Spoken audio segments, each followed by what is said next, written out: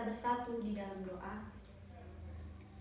Bapa kami yang berada di tahta kerajaan sorga, kami mengucap syukur Tuhan atas hari baik yang masih boleh kami rasakan di dalam kehidupan kami, sehingga kami dapat berkumpul di tempat kami Bapa untuk mendengarkan sebagian dari firman-Mu. Bapa, kami mohon bantulah kami memahami apa yang Engkau kehendaki dan apa yang Engkau rencanakan di dalam diri kami melalui firman yang kami baca dan kami mendengarkan. Hingga firman itu dapat menjadi pedoman di dalam kehidupan kami, sehingga kami dapat bertindak sesuai dengan kehendak Tuhan saja. Semoga kami bisa menjadi ranting-ranting-Mu dalam menebarkan kasih kepada sesama kami manusia dan membawa kabar sukacita bagi mereka yang terpanggil dan yang membutuhkan. Kami mulai Tuhan peribadahan ini di dalam nama anak-Mu Yesus Kristus. Kami berdoa dan mengucapkan syukur. Amin.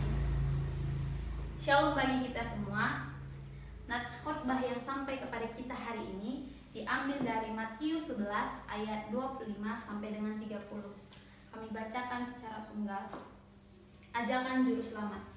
Pada waktu itu berkatalah Yesus, "Aku bersyukur kepadamu Tuhan, Bapa, Tuhan langit dan bumi, karena semuanya itu Engkau sembunyikan bagi orang bijak dan pandai, tapi Engkau nyatakan kepada orang kecil.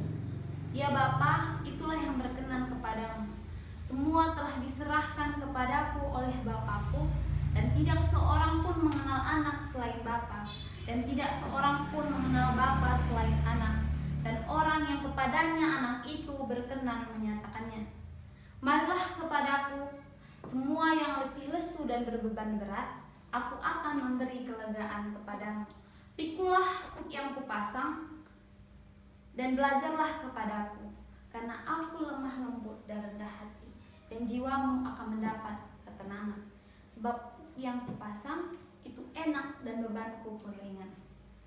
Sekali lagi saya sapa, shalom bagi kita semua. Yang menjadi topik kita hari ini yaitu berkenan bagi Allah. Nats yang baru kita baca merupakan sebuah ajakan yang dilakukan Yesus kepada kita manusia, agar kita berkenan kepada Allah, di mana dalam menghadapi situasi kehidupan banyak hal yang tak mampu kita terima. Kadang-kadang kita tidak merasakan kasih Allah kepada kita, sehingga kita sering sekali melakukan perbuatan dosa. Tapi pada nats Alkitab yang kita baca ini, kita melihat di mana ini merupakan ajakan yang dilakukan Yesus agar kita dapat hidup berkenan bagi Allah. Dalam nats ini ada 3 topik yang akan kita bahas. Yang pertama, hal yang berkenan bagi Allah. Pasti kita bertanya-tanya, apa itu hal yang berkenan bagi Allah? Di mana kita melihat bahwa anak Allah sendiri yaitu Yesus mengucap syukur kepada Bapanya. Ini melukiskan sebuah pengakuan sepenuhnya kepada Allah, sebab seperti inilah yang berkenan bagi Allah. Yang kedua, kepada siapakah Allah itu berkenan?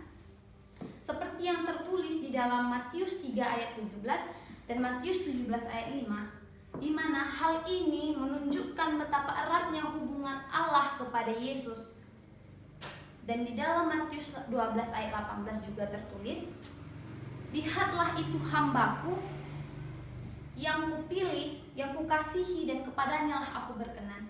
Jadi melalui teks ini kita melihat bahwa Yesus itu adalah hamba Allah, dan kepada Yesuslah Allah itu berkenan. Jadi di sini kita diajak untuk mengikut Yesus sehingga kita juga dapat berkenan bagi Allah sendiri. Yang ketiga, apa yang harus dilakukan agar kita beroleh kelegaan? Jadi sudah jelas di mana di ayat 28 dikatakan, "Marilah kepadaku semua yang letih lesu dan berbeban berat, aku akan memberi kelegaan kepadamu." Ayat ini menjelaskan bahwa kita semua, kita manusia dipanggil untuk mengikut Yesus, untuk berserah kepada Yesus, agar kita menerima kelegaan itu. Di mana Yesuslah yang memiliki pribadi yang sempurna, dan Yesuslah anak Allah itu. Jadi kesimpulan yang dapat saya ambil pada hari ini melalui teks ini, Saudara yang terkasih di dalam nama Tuhan Yesus, pada saat ini kita sedang digoncangkan atau sedang merasa takut karena hal yang terjadi, yaitu penyebaran virus COVID-19 atau yang disebut dengan virus corona, di mana virus ini sudah merajalela di dunia ini. Kita melihat bahkan di Indonesia sudah banyak korban jiwa dan banyak yang positif terkena virus ini. Kita pasti merasa takut, merasa cemas. Bahkan di antara kita pasti akan ada yang berpikir, di mana Allah? Apakah dia membenci manusia? Apakah ini sebuah murka Allah? Apakah sebuah kutukan yang dijatuhkan ke bumi untuk manusia? Tanpa kita sadari, kita tidak tahu sebenarnya apa maksud dan tujuan Allah ini.